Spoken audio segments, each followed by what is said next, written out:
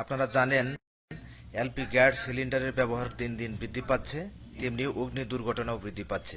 LP gas সিলিন্ডারের আগুনে আতঙ্কিত হওয়ার কিছু নেই, সহজে নির্বাপন করা সম্ভব।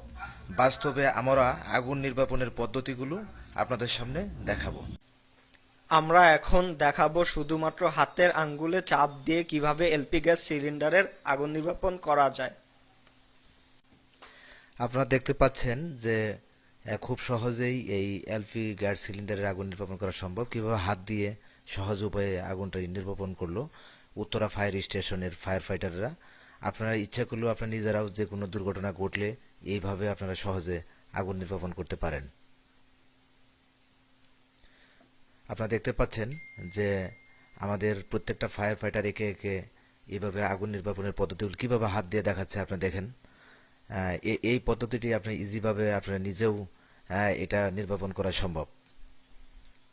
আমরা বারবার দেখানোর চেষ্টা করতেছি যে কি পদ্ধতিতে এই আগুনগুলো আমরা দেখাবো কম্বল দিয়ে এলপি গ্যাস সিলিন্ডার থেকে অক্সিজেন কাট আপ করে কিভাবে আগুন নির্বাপন করা যায়। আপনারা দেখতে পাচ্ছেন আমাদের ফায়ার ফাইটাররা কিভাবে ভিজা কম্বল দিয়ে এলপি গ্যাস সিলিন্ডারকে ঢেকে দিয়ে অক্সিজেন অপসারণ করে আগুন নিভিয়ে ফেলেছেন। আপনারা এখন দেখতে পাচ্ছেন যে ফায়ার ফাইটাররা কম্বলটি খুলে দিয়েছেন, এখন কিন্তু আগুন নেই। এখন আমরা দেখাবো বালতি দিয়ে এলপি গ্যাস সিলিন্ডার ঢেকে আগুন নির্বাপন করার পদ্ধতি। আপনারা বালতি দিয়ে কিভাবে ফায়ার ফাইটাররা এলপি গ্যাস সিলিন্ডারে আগুন নির্বাপন করতেছে আপনারা দেখতেছেন। আপনারা এখন বালতিটি উনি উঠিয়ে ফেলবেন, দেখবেন আগুন সম্পূর্ণভাবে নির্বাপন হয়ে গিয়েছে।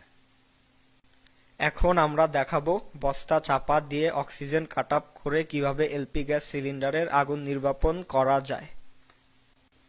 ভিজা বস্তা কম্বল চাপা দিয়ে কিভাবে আগুন নির্বাপন করা যায় সেটা আমাদের ফায়ার ফাইটারটা দেখালো। আপনি দেখতে পাচ্ছেন যে চাপা দেওয়া মাত্রই আগুন নেই। অগ্নি নির্বাপক যন্ত্র দিয়ে এলপি গ্যাস সিলিন্ডারের আগুন নির্বাপনের পদ্ধতিটি দেখাবো।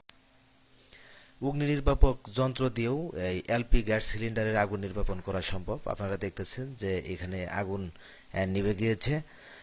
আমরা এতক্ষণ যে 5টি পদ্ধতি দেখালাম, এই পদ্ধতি ব্যবহার করে সহজে এলপি গ্যাস সিলিন্ডারের আগুন নির্বাপন করা যায়।